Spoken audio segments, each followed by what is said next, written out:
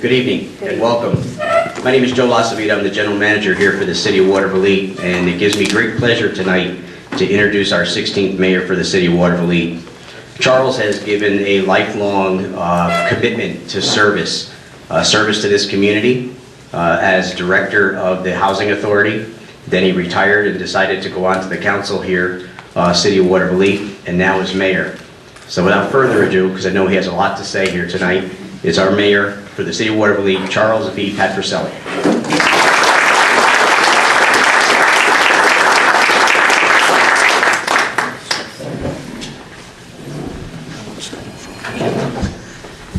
Well, this is new for me.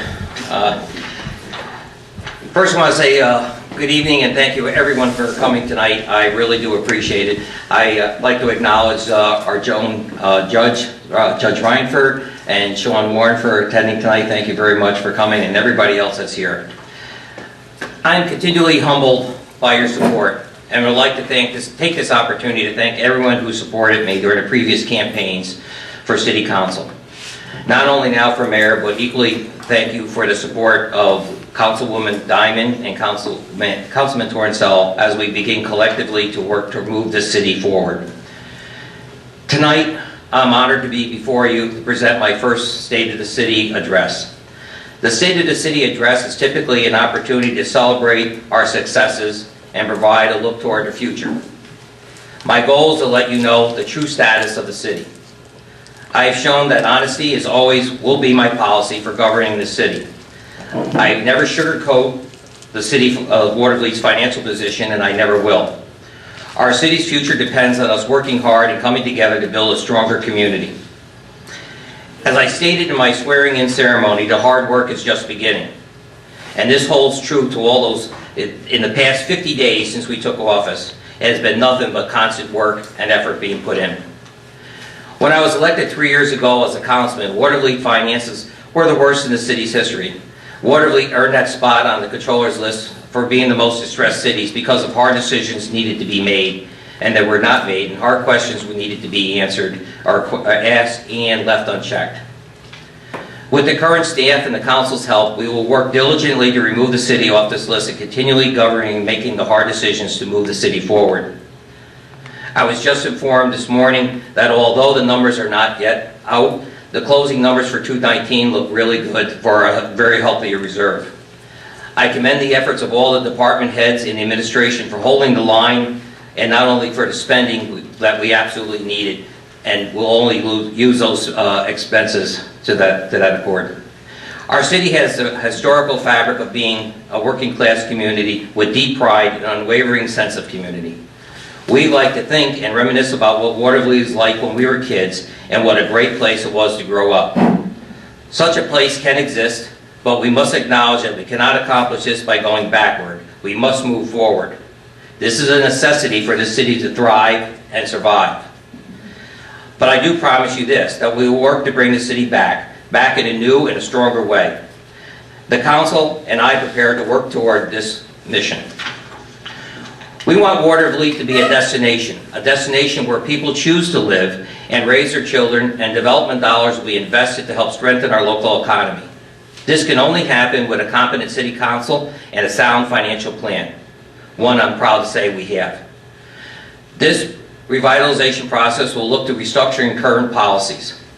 In order for the city to look quaint, charming, clean, and attractive, it must have a nuisance abatement laws that each homeowner must follow to keep our neighborhoods in order.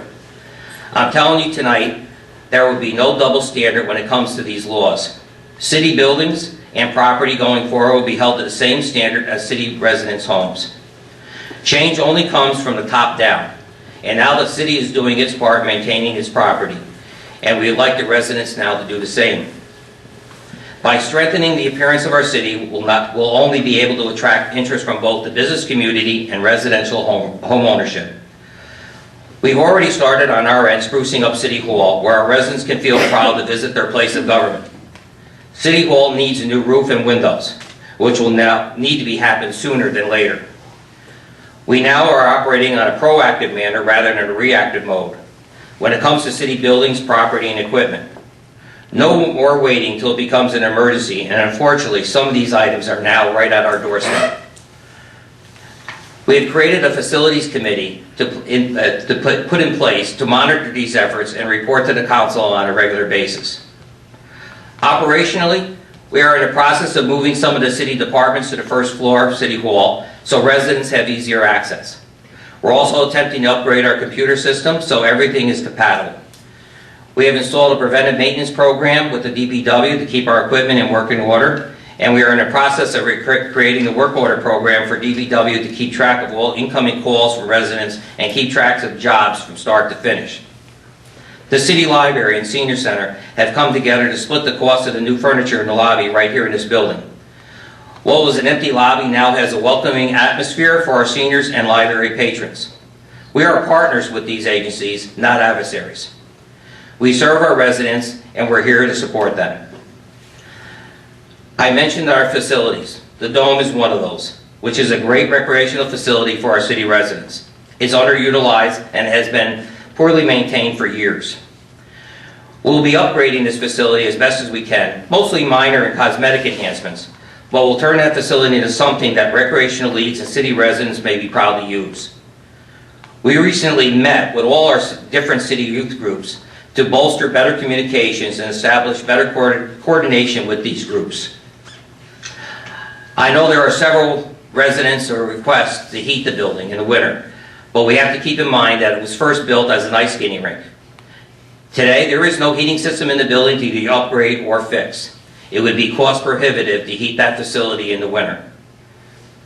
We will soon be breaking ground this spring on a new bike path from 4th Street Tunnel to the Hudson Shores Park. This spring, we intend to construct a dog park at Clinton Park, and thanks to the efforts of the park committee. Dates are now set for electronic disposal day, bulk pickup, and working on another document shredding date.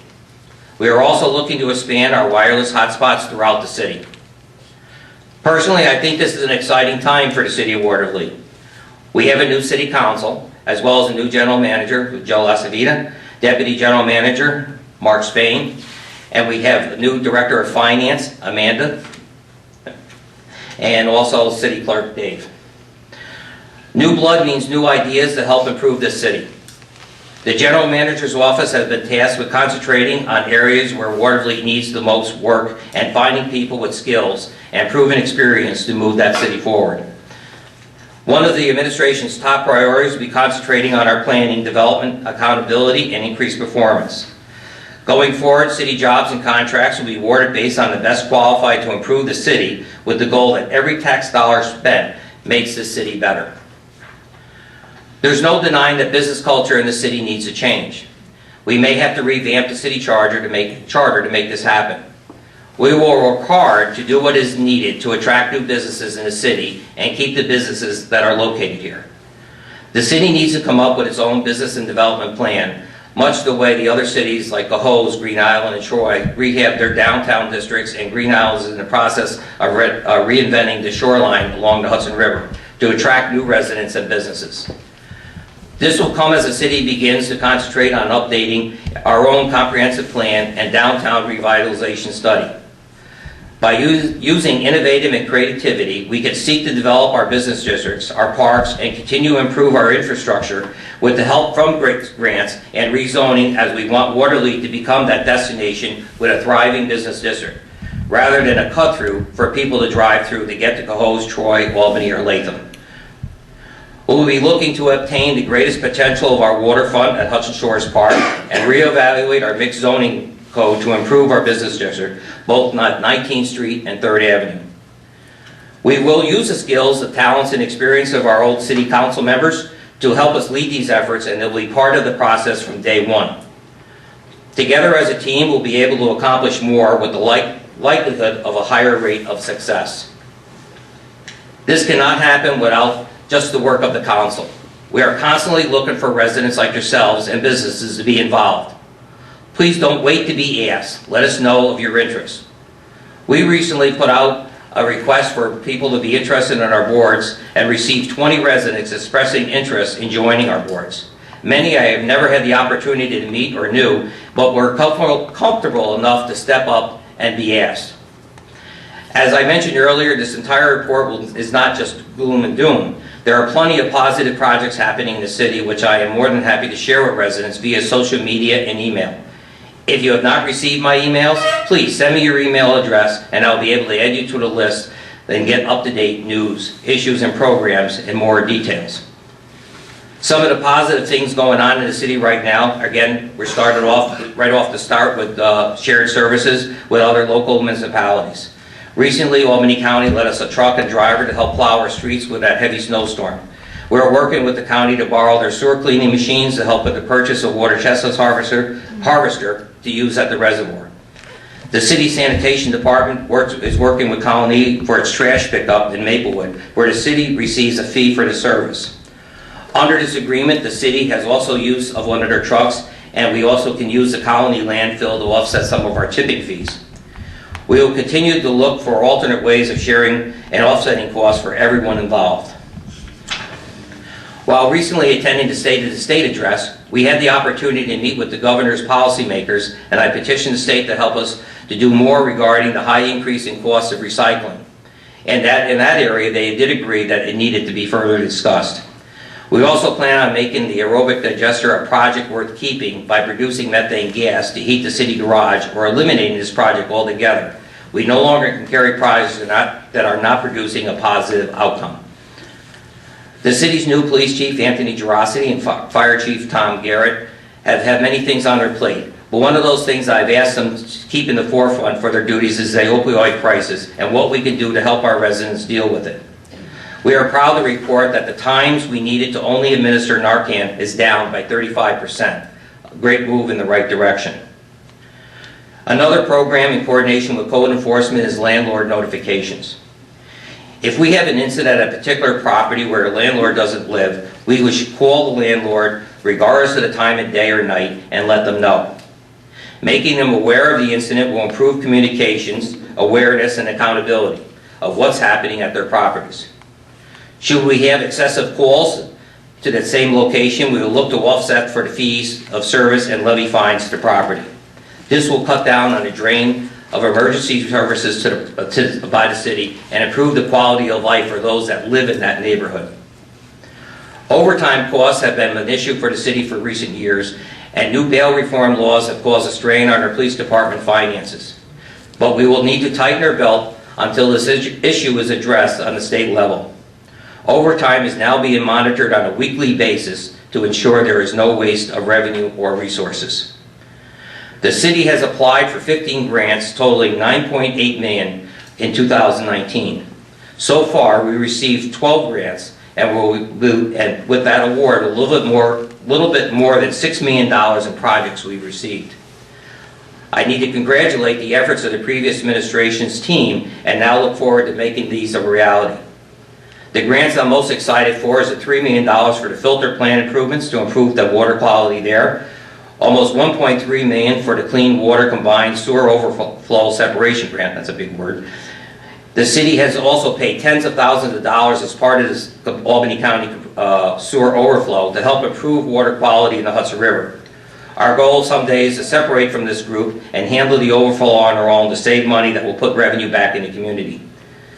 We recently received a $540,000 grant for a lead lateral replacement for our homeowners, and that should be up and running in the next few months. And we are also in the process of relicensing our hydroelectric plant in Gilderland. We will also install a new water line on 9th Avenue between 16th Street and 19th Street, as well as the paving of roads which we'll identify as the most need of repair. Both former Mayor Manning and I are on the same page as to the need to take care of our environment, and I intend to carry on these efforts and again build to improve on them and to do our part for the environment. We are currently looking to apply for a grant to install electric car charging stations, now becoming a new demand among drivers. The City of Watervliet has successfully renewed the New York State Climate Smart Community designation, and we are in the beginning stages of pursuing the Community Choice Aggregation, that's CCA, by entering into an agreement with the Municipal Electric and Gas Alliance. This program will allow electricity broker to negotiate better rates with competitive suppliers on behalf of the city residents and small businesses. We're also working now with the Fiscal Restructuring Board, the FRB, which reviewed the Watervliet structure and finances and looked for areas where we could save money. The FRB backed up their recommendations with incentive to help us out. City government would be remiss for not acting in good faith for its constituents if we did not look into these recommendations to find out where we could streamline certain areas, creating additional revenues and other projects. We are actively working on the purchase of the streetlights. We have met with both National Grid and New York State Power Authority, and with the incentive from the Restructuring Board, it looks like a great deal for the residents of Watervliet. The yearly savings being proposed makes this a no-brainer of a proposal. We hope to finalize this project within the next few months. Another project that we have talked about for years is now under review is the upgrading of our computer system. This is also part of the FRB's recommendation. This will give us the up-to-date software that we needed and provide a more efficient way and cost-saving measures that are needed to help with our operations. We hope to close on that within the next couple of months. We also closed last year on making Watervliet self-insured for workers' compensation. We have protected ourselves with additional insurance and hired a risk control provider to help ensure our claims are kept as low as possible. Great for our residents and even better for our staff. I need to now take the opportunity to remind the city residents of the importance of the 220 census. Please take the time to fill out the form and return it because it impacts our city finances. Financial aid we receive from the government is based upon population. A poor showing means a loss of funds for the city and affects our representation in both the federal and state and even the county elections. So again, please take the time to fill out the form and return it so Watervliet will receive the full amount of aid in which the city is entitled. I say that one of the best assets for last is that's our city reservoir located in Gilliland.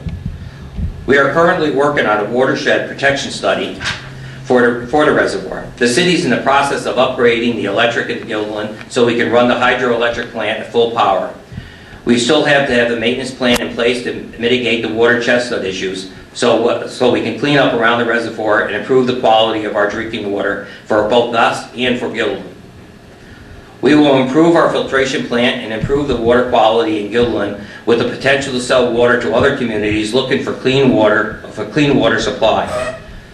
Gilliland, as many of you know, had recently reassessed our reservoir and at an increase of about 850%. We are now in litigation with Gilliland concerning these fees that, of course, directly will impact our water rates. I will give you all the information as it becomes available when we have it. Having been part of the past administration as a member of the council for 3 years, I know the hard work and dedication and will be keeping moving and support as many of all the initiatives we possibly can and support our staff. I'm very confident that with our new administration, you will not be disappointed. Although we will not be able to please anyone, but once communication is open, I hope you agree that our reasons for our decisions are valid, justified, and transparent. Again, my door is always open to converse and engage with residents who have ideas on how to improve the city. I again invite residents to get involved with our citizen action committees to help take ownership and improve the city we call home. As I have stated, we have plenty of work to do, but we're off to a good start. It's only been 50 days. Government is about making it happen. It's service and not making excuses. Again, thank you for bearing with me tonight, and thank you for coming.